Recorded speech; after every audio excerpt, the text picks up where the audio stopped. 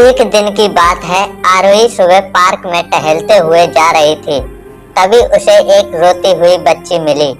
आरोही ने उससे रोने का कारण पूछा तो लड़की ने बताया कि वह जिस गुड़िया से खेल रही थी वह इसी पार्क में कहीं खो गई है।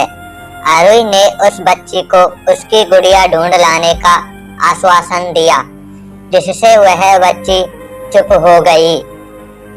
आरोही ने गुड़िया ढूंढने के लिए समय मांगा और फिर दूसरे दिन गुड़िया लाने का वादा करके वहां से चली गई।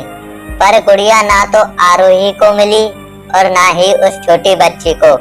आरोही ने गुड़िया की तरफ से एक काल्पनिक पत्र उस बच्ची को लिखा और जब वह बच्ची पार्क में गुड़िया पाने की आशा में आई तो आरोही ने, अगर आप मेरे चैनल पर नए हैं तो सब्सक्राइब करें। पत्र इस प्रकार था, कृपया रोना मत, मैं समय समय पर उस गुड़िया के बारे में तुम्हें लिखती रहूंगी, बस तुम रोना मत।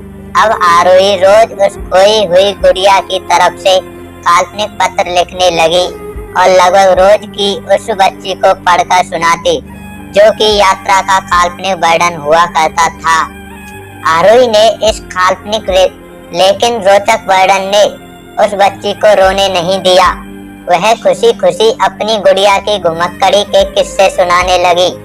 वह खुश रहने लगी। एक दिन जब काफी कहानियां हो गईं तो आरोही ने एक दूसरी गुड़िया उस बच्ची को लाकर दी। जाहिर है वह गुड़िया बदली हुई थी। उस बच्ची को अपनी खोई हुई पुरानी गुड़िया जैसे नई लगी तो वह आरोही की ओर देखने लगी। आरोही अनजान बनते हुए गुड़िया में चिपकी एक चिट को निकालकर पढ़ने लगी। उसमें लिखा हुआ था, यह मैं ही हूँ, तुम्हारी वाली गुड़िया जो पार्क में खो गई थी।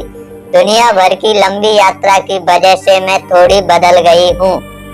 बच्ची को इस गुड़िया और आरोही पर विश्वास हो गया। वह गुड़िया लेकर घर चली गई।